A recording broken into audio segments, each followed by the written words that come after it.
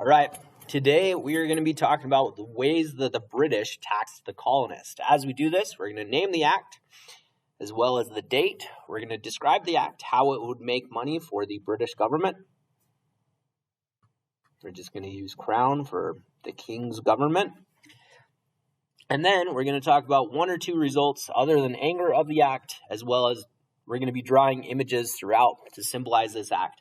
But the images are going to be the effect of the act, how that would affect the colonists. Okay, we're going to start with the Sugar Act. As we start with the Sugar Act, this is in spring of 1764. The reason for all of these taxes, according to the king's government, is because of war debt. This is right after Pontiac's War. This is right after the French and Indian War ends. Okay, so war debt is expensive. They've got the fur trade to help pay for it, but the colonists are expected to pay their fair share because it was defending the colonies. The Sugar Act is kind of confusing because it takes a 6% tax on molasses, which is like sugar paste, and sugar. All of these things are part of the rum industry, which is very important to the colonies during that time. And it takes that 6% tax and makes it a 3% tax. But here's the result. Here's why it is a harsh tax. It doubles down on the whole mercantilist idea of no outside trading. No trading with the French, no trading with the Dutch, no trading with the Spanish. No outside trading. Or else. Okay? And or else is going to affect lots of things. Or else is going to be death to smugglers.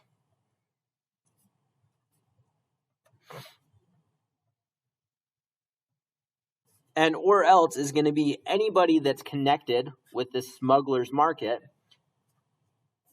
They're going to go from making lots of money to making hardly any money at all. And the king, because he owns this other trade, is going to make more money. While the king and the king's government is going to fill their pockets, smugglers are going to empty theirs. The reason that it's so harsh on smuggling is that if you're caught once, you get hung. Hung a smuggler's death.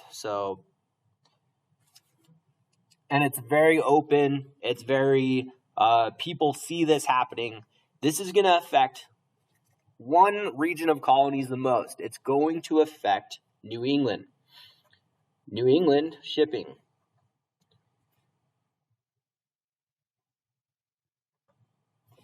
Okay, so the New England shipping industry is going to be affected a lot. Speaking of New England, in spring of 1765, because of these wars, predominantly in New England, like Pontiac's War and the French and Indian War, there's lots of British soldiers in the colonies. These soldiers need a home.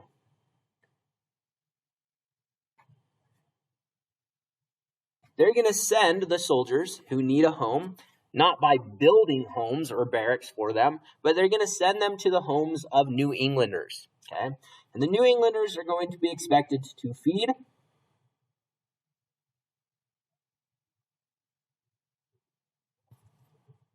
and house these troops.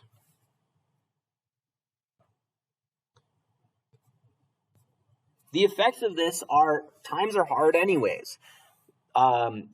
New England shipping industry has been affected, but other effects are more personal. If somebody is living inside your house,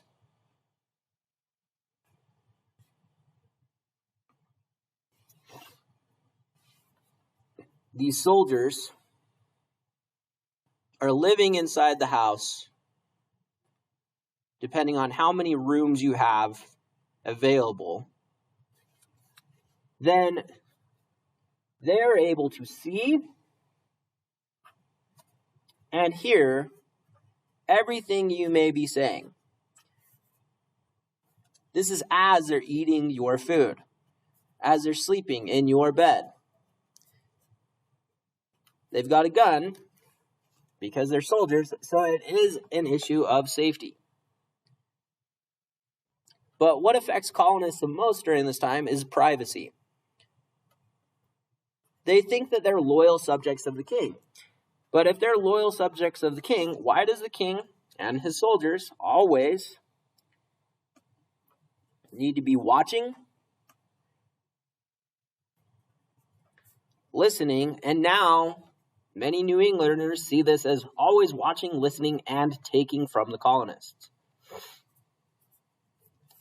These things are going to pile up, especially when it's hard times, okay? You're sitting at the dinner table, and you're hungry.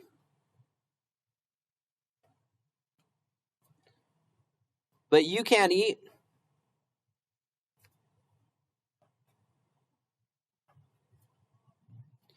Until these soldiers who are sleeping in your bed and eating your food have had their fill.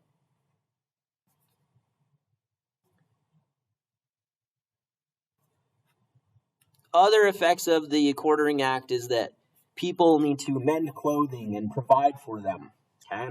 So there's going to be a lot of anger towards this. There's going to be a lot of anger, and colonists are going to feel betrayed. All right. Same time period, the Stamp Act is also in spring 1765. And I spelled spring wrong. We're going to fix that. Okay, it's spring 1765. Business runs off of official documents. When you go to the store, you get a receipt. That receipt is an official document. It's a legal paper saying, hey, I bought this and now I own this. A way to generate income, as well as jobs, is to have a government official do a double check that those documents are going to be legit. The way that they're going to generate income, generate jobs, and also keep a close eye on the colonists' safety and privacy is going to be monitoring what they're buying. This kind of goes back into anti-smuggling. They're going to pay a guy to be the official stamper of the king. To get this official stamp, after something has been done, maybe a marriage license, maybe maybe you bought a lot of stuff and you need a receipt verified. After that, you're going to pay this guy. And this guy is going to be able to give you an official stamp for that payment. This is like going to the store and everybody gets annoyed at when somebody asks to check your receipt. But this is like going to the store and having to pay somebody to check your receipt. It's another step in the game, and people also see a huge level of corruption. Maybe somebody doesn't check the receipt of their friends. Maybe somebody is saying, well, it's $5 today, but tomorrow it's going to be $10. So they see huge levels of corruption of officials. And this starts to pile on, especially in places like New England, where they're already affected by the Sugar Act and the Quartering Act. Okay? It's just another thing that's going to annoy the colonists to the point where they might start thinking about breaking away. Or are their rights being protected by a government that's supposed to protect rights? Okay. The next year, in 1767, Townshend Acts. Okay, it's the summer of 1767.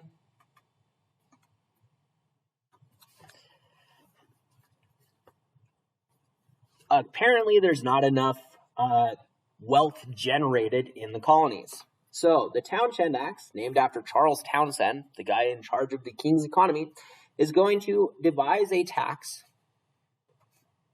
on anything that is a building or business product. things that you might need to operate your business on a daily basis. Okay, so things like glass. So if you're building a ship, you need glass. If you're building homes, you need glass. If you're like any of the artisan trades, you need glass. Same thing with lead. Same thing with paint. So any finishing product, as well as paper, a manufactured product that is part of mercantile trade, and tea, the caffeine that keeps the economy going, because people love caffeine. All right. This is going to be further corruption of officials, okay? These taxes are going to start to outweigh how much people are making. And when taxes or burdens outweigh how much people are making, they can't pay for their life. So we have a sad colonist here trying to pay for things like groceries. He doesn't have anything, so he can't buy his food. And if you can't buy your food, this is where the Townshend Acts are going to really affect most of the colonies to the point where people are angry, okay? And people are angry enough that it's kind of at a tipping point. Some people are willing to take action. Action beyond a petition or action beyond like a letter or like simple protests, okay? If you can't pay for things, a lot of the time, especially if it's a small business, and there were many small businesses in the colonies, these small businesses are going to start to close their doors. They're going to start to board up their windows. And they're going to put closed signs. If enough small businesses start failing and enough people are out of work on the streets, that's when we have an economic collapse, which is a bad thing. Okay? All right. Here's one of the tipping points, especially in New England. The main economy of New England is shipping. And part of shipping is what people will buy. People like tea. They also like a variety of tea. This is like Coke and Pepsi and all of the things that you can buy at the gas station today. The Tea Act is going to cut down on that variety because it's going to grant a monopoly, which is only one seller,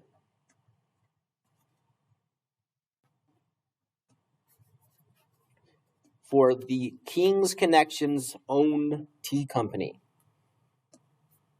This is like if a president of the United States killed off all competing businesses, which is illegal today, to grant themselves the ability to only sell that product, just them.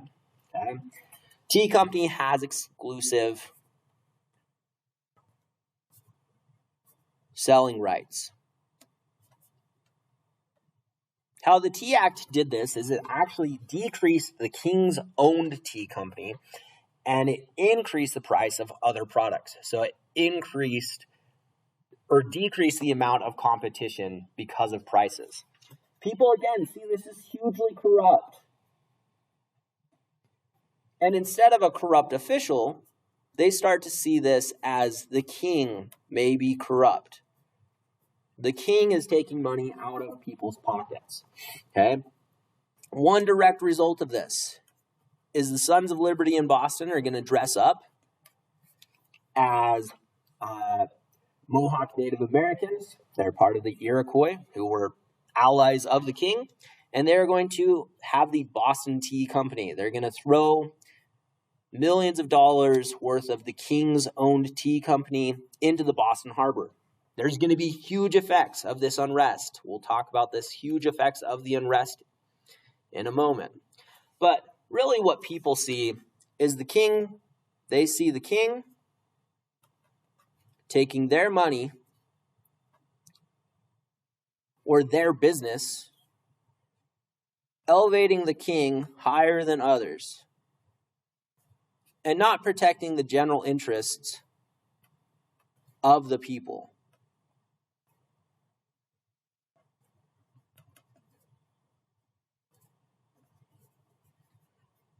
by allowing the people the ability to have competing businesses. Businesses that are struggling anyways, and now are going to be cut out. Okay? All right. The Tea Act is in the summer of 1773.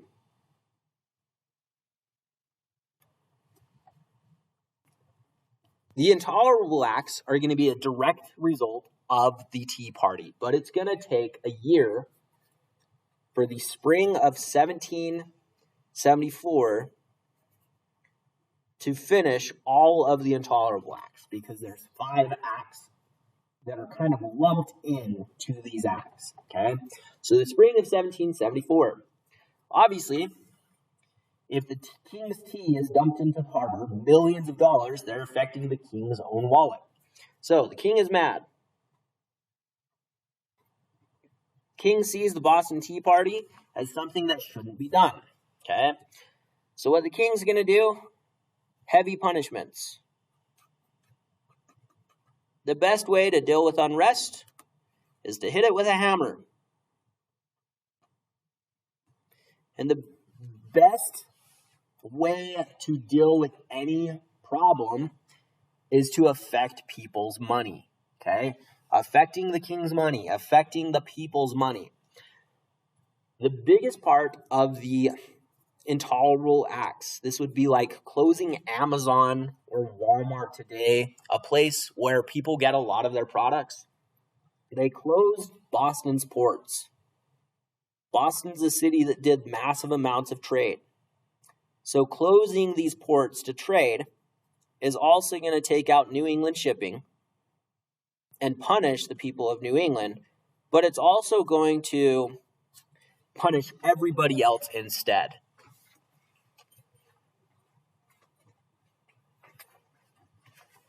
Okay.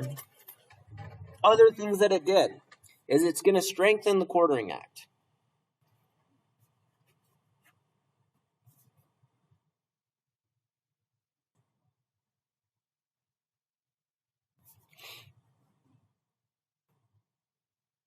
Now, instead of maybe 1 soldier living in your house, now the king's able to put 5. It's also going to strengthen colonial courts. The king's judges that the king uses to punish people with the judicial system. Strengthens colonial courts.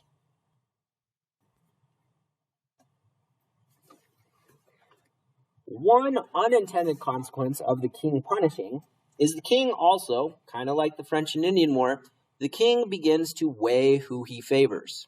And the colonists, again, kind of see this as a betrayal. They favored the fur trade after the French and Indian War. Colonists thought that they would get land.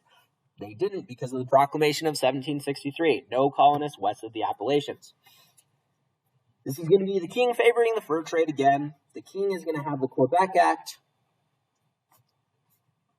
where the king grants rights to the people of Quebec, which relies heavily on the fur trade. So the king grants fur trade favor. People in New England see this as yet again another reason why the king is favoring other people than them, and they're going to continually feel betrayed. Okay? The Intolerable Acts are going to make a lot of people mad. Okay? It will start shortly at 8:30. Please make your way down to the auditorium now. All right, sorry for that interruption. Okay, here we go. All of these things are going to contribute. In 1774, some people are going to start weighing the possibility of a government without a king. Okay? Others are going to think of ways to have unrest. It's going to be close to Lexington and Concord, okay, which are some of the first battles of the Revolution. It's also going to be some people wanting peace with the king. They start to question if they can have peace with the king, if they can get some of these acts repealed again, which some of them are. Many people, as a result of this, they're also going to think back to the French and Indian War. It's still within 20 years of most people's memory, and they're going to think back to Benjamin Franklin's join or die flag, where he says the colonies should join together like a snake or be cut and die. So, the letters are the 13 colonies joining together.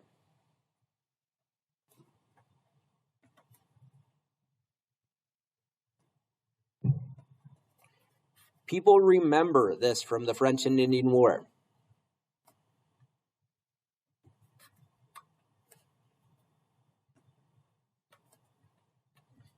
Especially people like Ben Franklin, with his rosy little cheeks and his Danny DeVito haircut, that are going to be thinking about colonial governments and having some power against tyranny. So the political cartoon's purpose is not join or die when it's resurrected 20 years later. Not join or die against French and Indians during that war, but maybe people should start questioning and join or die against another form of tyranny or another form of death. Maybe this time, after a long series of taxation, maybe they should join against the British.